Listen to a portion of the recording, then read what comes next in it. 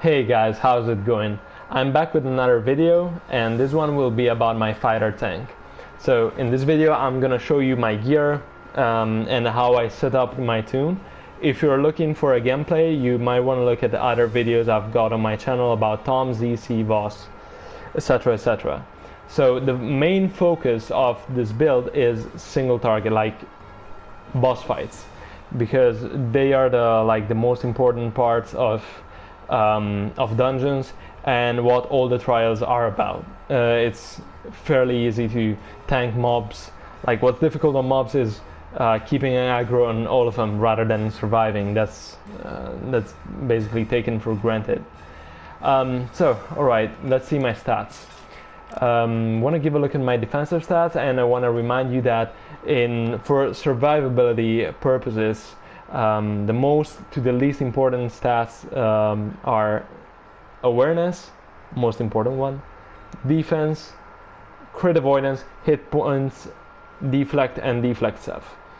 And crit avoidance and hit points hold the same amount of gain in terms of survivability, but crit avoidance actually prevents damage, while hit points need to be healed back. That's why I went for crit avoidance when I had a choice.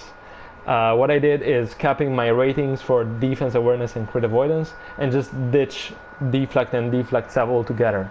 All the deflect I have basically comes from potions, which I'm gonna show you right now. I've got my let me refresh the chain of scales. Okay, so I've got my chain of scales on. That's not a potion, but Capri's is the one you should always use. It makes a difference, and it's cheap. The other ones are just cherries on top that I'm showing you if you want to try hard on your tank to solo tank Tom, or do some no healer runs. And those would be Potion of Deflect, Foe Hammer, and the Honeyed Bread from the guild market. Alright, so for the ability scores, we have Constitution for extra hit points and Charisma for extra forte, which will go into defense and crit avoidance. The part that goes into accuracy is it doesn't matter, it's redundant. And then for the gear, Forest Guardian Ward Saleh, it's one of the few helmets with defensive stats, and it's the one with the highest item level. I want to remember you that the higher the item level and the higher your hit points will be. Then we have the Forest Guardian Ward Scale Mail, is the one that has the highest amount of stats, because it gives you 7500 extra awareness just from its bonus. That's why it's the best one, paired with the highest item level. I forgot to mention that if you don't have this hat right here, you can use basically whatever, but a really good choice is the Suit Good Wood Hood, and you can see you get 3000 stats for free against a single enemy, so you could use that to balance your stats too. It's pretty nice, I wanted to mention it. For your armor, you can go with the Infernal one you get with the seals if you don't have the one from Voss. Then Shielded Defender Van Braces from Valenas. Nice stats, nice bonus, nothing else to say. Blessed Boots of the Herald. This one might be a little controversial. The Wisps of the Shadow Demon are good. You can use them if you like them more. But they give you 3% defense and 20% hit points only when you get 10% chance on a critical hit. Yeah, it's true. It's both on when you get hit and when you get critically healed. But it's 1 out of 20 heals or 1 out of 20 hits on average, because it's 10% of the chance, and no, on healing is actually higher. That was my bad. But when you get hit, it will barely ever proc it. You cannot refresh it when it's active, so it will have a decent uptime, but not that high, maybe 60% of the time, I don't know. And with that said, if you can survive with your normal hit points, why should you have extra hit points sometimes without being able to control it? And that 3% extra defense is also floating, so I don't like it that much. I'd rather much get 5% solid extra defense from the Boots of the Herald. They got changed, so now they give percentage, and you also give 1% to all your teammates, and it stacks if other people have Boots of the Herald too. So why not using them? And so for your weapon set, you want to go for Masterwork set to increase your group survivability, heals, and damage. You'll see that I have a bunch of stuff to increase my group's damage. You can go for the Earthen set if you want to solo tank Tom, but I wouldn't recommend it. I can solo tank Tom with these weapons, so you should be alright. And also that way, like, you're losing item levels, so you're losing a bit of hit points, and you need to stand still. In Tom, it's pretty hard to stand still when taking a ball. You can do it, but you're really close to the DPS. So yeah, in trials, you don't need to move as much as in dungeons, but you still need to move, and that's also the reason why I went for the master set instead of the diamond pin one. I tried the diamond pin. The increased threat doesn't really make a huge difference, and the extra awareness and damage mitigation is nice, but it comes with like very bad stats on the set. Like the neck is the only one that has decent stats, but it has charisma instead of constitution. You're gonna lose more than 30k hit points by running the other set, and you only have its bonus when you stand still for 3 seconds. So it's gonna have about like a 50% uptime in trials, 3% uptime in dungeons maybe. So I wouldn't recommend it. They're both good, but I went for Masterwork.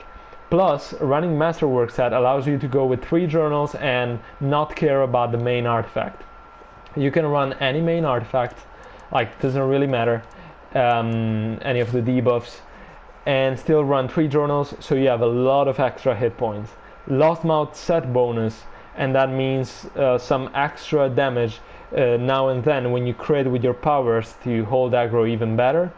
And you have the bonus up all the time. You don't need to stand still or whatever shit. This bonus is pretty nice because it's alacrity. You get extra movement speed, 5% movement speed, and it stacks up to 3 times. Look at my buff bar, and I'm just canceling enforced threat. Cancel number 2, cancel number 3, and I've got 3 stacks of alacrity without having even used my encounter. So that's pretty good. Then for the rings, this is for single target. No other ring gives 5% awareness, so this is huge, obviously, and I don't care about losing 5% awareness against mobs. Then we have Ring of the Condemned. The item level is not as high as the boss rings, but this one is a huge game changer to hold aggro on mobs and even on bosses when you need to move and you're worried about losing aggro. Like, you maybe need to reposition one of the golems at the end of boss, but the DPS keep hitting. As you move, look at my buff bar again, it will start proccing immediately and pretend that you're dealing damage to the boss to increase your aggro. You're not actually dealing damage, but you're increasing your aggro constantly, so it's great. Sure, Cobble Chainmail is the best one because it has defensive stats. The item level difference from the new ones is not that much, it's not worth switching it. And then tier 3 pants from either seals or hunts. Anything works as long as it fits your stats. Offensive enchantments, I went for single such enchantments because they have the higher combined rating to help my defensive stats, and 2 Tenebruses. So they proc more because the tanks don't attack as often as the DPS, and they are a way bigger part of your damage on a tank rather than a DPS, obviously. They deal the same damage, but the tank compared to the DPS does ridiculous damage. And for the defensive ones instead, I went for Draconics. Why not Assassins? Because Assassins, I get my awareness from elsewhere, so that's not a problem. But they give you deflection that, as I said, I wanted to ditch altogether. So Draconics give me 3 stats that I actually want to invest in. And that's it. My reinforcement kits are basically crit avoidance, defense, hit points, whatever it is. Obviously awareness kits on the right side of the equipment. Don't bother with stamina regen, it's not that good unless you're running a different enchantment here. If you're running Eclipse, you might want to put stamina regen on your kits on the right because they might help a bit more, but Elven Battle puts me at like 55% stamina regen or something like that. So it's already good enough. What I prefer for my armor enchantment is Elven Battle, because usually you don't need 2-3 seconds of infinite stamina. You take a big hit and then something like minor comes afterwards. I like my stamina to build up and have a good sustain. So even battle, the other good option is Eclipse. For your weapon enchantment, I went with Bronzewood. Tanks are usually using it. You can also go with Dread or Frost. Brazen Slash, because it's the at-will I use all the time basically, and Stamina Regen, the other artifact class features are not so relevant, and Crit Avoidance, but you can put whatever fits your stats. And we are done with the equipment overloads. There are 3 good ones. I'm gonna show you what my stats look like when I have them on. I usually put Bulwark of Brimstone and either one between Resiliency of Depth to reduce the damage you're taking, or Unholy Protection. So this is it. And they're both good. The other ones are useless, like honestly useless. Then moving on to powers. On L2 I've got Threatening Rush. Use it to close your gap to the enemy or to increase your threat. Don't spam it. It won't increase your threat every time you use it. Just the first time, and it has a quite long effect. So try just to use it every like 10 seconds, let's say. And for the rest, just spam your at-will with the best damage per second, which is Brazen Slash, which also increases your stamina restoration. Encounters. Your first encounter slot goes to Shield Throw, which like you can use to grab aggro from enemies from a distance, from a range, and also to increase your aggro a lot on bosses. Second one is for Enforced Threat. This one's basically the one that allows you to taunt and grab aggro on mobs and bosses. It's AoE, so it's fine. You just remember to swap it off during devils and yeah, maybe angels in Zerial, because you don't want to get aggro off both enemies in that situation. So in that situation is the only point where you should switch off Enforced Threat, put Anvil on, and put the class feature for Anvil instead of Combat Superiority. But in all other situations, so 90% of the time, you go Combat Superiority and Enforced Threat. Now, my goal is to not lose aggro, alright? So the way I use Enforced Threat is as it was a buff. So like during the artifact phase, I use it at the start, so it will work kind of like a buff to the combat advantage of the DPS, because it reduces the awareness of all targets hit. And it's great. Third encounter slot goes to either what you like. Linebreaker increases your threat, procs Vistani Sad. Or Iron Warrior if you need to survive big hits. Or Knight's Valor works 2 ways. Absorbs damage from one of the teammates, so it's great on mobs. It also gives you their aggro, like their aggro, whatever damage they deal or aggro they generate, it's completely transferred to you, so your aggro will be way higher. And so yeah, you use it on mobs to intercept damage, you can use it on Hypo and Tom to intercept damage again, but you can also use it during artifact phases, like what I do in Tom or in Zerial at the beginning. You get in, everybody uses their artifact, and you have like this huge burn, 2-3 bars more or less. If you use Knight's Valor at the beginning of the artifact phase, like as soon as you pop your artifact, pop Knight's Valor, and make sure the healers are not the closest players to you, so you can target one of the DPS. Any of the DPS is fine, will do the job. You will see that your aggro will be so high that the other DPS will say green or yellow if you use it right. You don't need any Manticore main shit or daily, right? So the GF is lucky to have that skill. It's amazing. Then for the dailies, Phalanx to protect your group, Superstorm in Tom, or like mitigations in Zerial, whatever. Bladed Rampart is useless because our defense is basically capped. Determination tied with his feet, perfect block. It allows you to block huge amount of damage in some situations, like the angels when they go like Superman in Zerial in ZC. You can block their hits by like you take 2 millions every hit easy for 10 seconds. But you can also use it on the Bulls of Hollister. So if you have like 5-6 stacks of Annihilation and you use this skill, you will still die. So make sure you know where this skill is gonna work. And when it doesn't, you just swap it off and put second wind on, which is your second like, oh shit daily, I need to survive. Earthshaker is just good to, like, I don't know, stun mobs, put in some extra damage if you're struggling with aggro yet. Yeah, but that's it, not really useful. Class features: movement speed. Don't complain about the DPS running in before you, they can if you're faster. So most of the times when you need to move quick, your stamina will be up, so it's not going to be a problem about the fact that it will decrease as stamina decreases. And then we have combat superiority, 10% extra damage on at-wills, which is your main source of damage, so it will increase your aggro. Also, the other ones are not that great, to be honest. Then for the feats, shield thrower is the one that empowers shield throw. Nothing else to say. The second one is useless, but if you had to go for one, I guess cleaving bow. And combat balance, let it work in the background, because the formula for it lets you make most use of it. Like, you'll still get 7-8% out of it, if not more, even if you ditch deflection altogether. Then perfect block, I went for it because, I mean, bladed rampart is useless anyways, and this feat makes determination a good daily to use sometimes. Like, even in the first boss of Voss, you can take all the mobs, use it, and they won't wreck you. Even there are like 30 mobs, you give time to the DPS to kill them. And the last one doesn't really matter. I use the first one, but it's personal choice. You can pre-proc the second one, but also you won't stay and dig in for 9 seconds in a normal boss fight.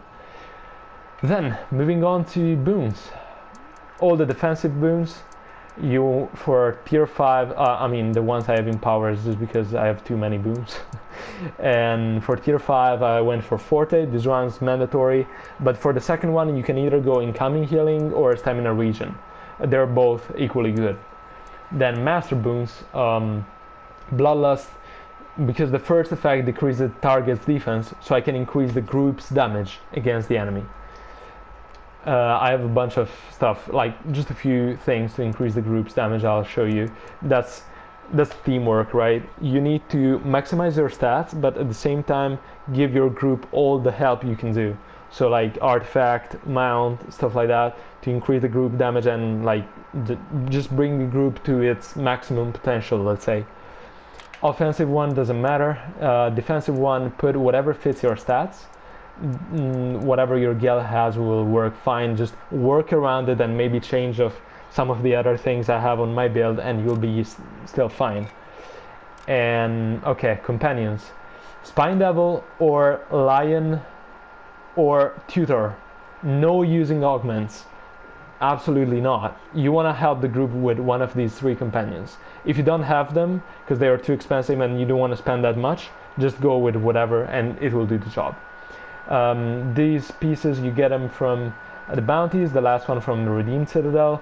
Again, these are just fitting my stats, so the only ones I have for my tank, they work pretty nicely together. You can see what runestones I'm using. For your companion announcement, use something for the group. So in an ideal group, what you should have on your supports is armor break, dulled senses, vulnerability, and slowed reactions. Companion bonuses, I've got skeleton, golden deep crow. If you don't have it, you can use the I think there's a wolf that gives crit avoidance and deflection and defensive slot. You can use the dragonborn raider, the intellect devourer, or the feral raptor, but this one only if more people have it, so you get extra awareness from it. Myconid or Myconid, frost mimic, or bard, and that's it. So mounts, T-Rex, Storm, or whatever you use for the group. Awareness, because I balanced my stats this way. And all Fortitude insignias.